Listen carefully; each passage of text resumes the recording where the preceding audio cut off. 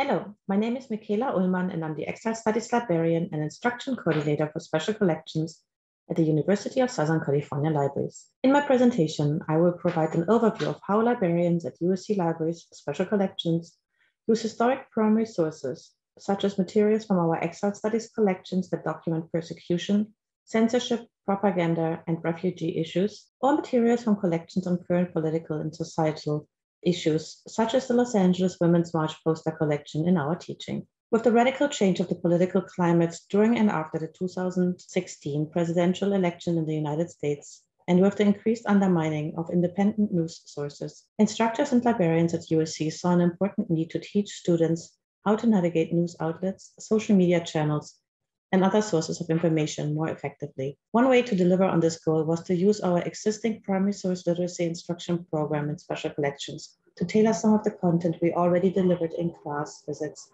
to create transferable skills through which students would be better equipped to meet the challenges of critically evaluating historical, but also contemporary primary sources and sources of information. At the University of Southern California Libraries Special Collections, we have been developing and growing a comprehensive primary source literacy instruction program over the last 10 years. Before the outbreak of the COVID-19 pandemic, our focus was on in-person, hands-on instruction, which brought students and instructors into special collections instruction space, where they experienced pedagogy that introduced them to primary source literacy instruction through active learning. During the pandemic, we continued the same approach in the online environment, using pre-recorded videos, digitized materials, and the toolkit we created. With an ever-growing number of classes visiting for our primary source literacy instruction sessions, and with the highly interdisciplinary nature of our instructional collaborations and special collections, the department turned out to be the perfect hub to teach students much needed primary source literacy and critical thinking skills during these challenging times.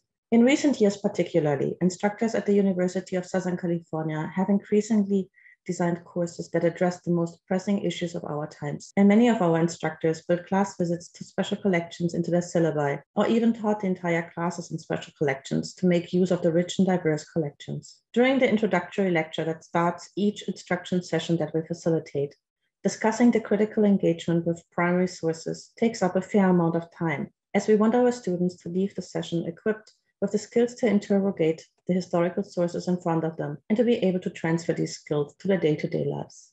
In addition to helping students to critically reflect upon the materials they encounter in special collections, we focus intensively on discussing archival silences, the gaps, omissions, or erasures that are represented in our collections through the absences of materials, representation, and perspectives, discussing biases as well as the history of special collections that historically were predominantly created by white privileged people to preserve the white privileged and predominantly Western worldview. Furthermore, aims at teaching students that information is not inherently neutral, not in the past and not in present times. The content from our introductory lecture is enforced by a hands-on activity during which students in groups work with selected physical materials from our collections using a worksheet with guiding questions. Materials on display are selected based on the class subject and the learning outcomes for the session. The items on the slide, Nazi propaganda about German Jewish novelist Leon Feuchtwanger on the left, and an article against Hitler and his regime written by Feuchtwanger on the right, often used in our classes on the Holocaust, but also in many classes from other disciplines. The materials teach students to think about content, but also about the use of visuals. What does the text say? What do they know about the historical context? What information are they missing? How is the person displayed? When was the newspaper published and where? What does this tell us about who published it and what the intention behind it was? This photograph from our Japanese-American incarceration images collection is another example through which we teach students critical thinking skills and the evaluation of sources. We ask them to look at the photo and the text and to describe what they see and to consider the historical context as well as the language in the caption. Does the photo look real or staged? Why? What are the words that seem strange or questionable? given what we know about the historical context? Which conclusions can we draw from these details? Towards the end of the class, each group presents their results and discusses challenges, finds, obstacles, and archival silences they encountered. The direct personal interaction with primary source materials that relate to their class topics fosters students' curiosity and engagement with the materials and the stories behind them. More importantly, students learn how to critically evaluate the sources, how to evaluate the perspective of creators of sources, including tone, subjectivity, and biases. And they learn to identify and consider reasons for silences, gaps, or power relationships in the archival record. Ideally, the class visit to special collections is followed by a graded assignment, or in some cases, an exhibit curation assignment, through which students will need to practice their critical thinking skills by examining primary sources on their own in our reading room.